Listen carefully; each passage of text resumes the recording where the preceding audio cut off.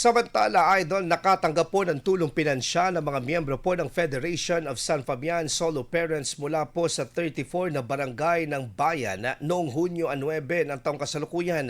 Bawat benepisyaryo ay tumanggap ng halagang 3,000 pesos na bilang na ayuda at suporta mula sa lokal na pamahalaan para sa mga solo parent.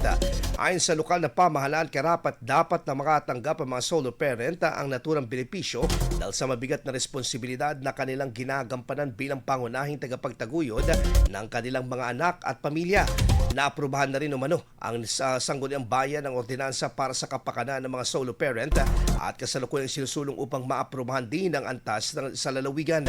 Ayon sa lokal na pamahalaan, ang programa ay bahagi ng patuloy na pagkilala at suporta sa mga solo parent dahil sa kanilang katatagan, pagmamahal at sakripisyo para sa kapakanan ng kanilang mga anak at pamilya. IFM News. IFM News. IFM News.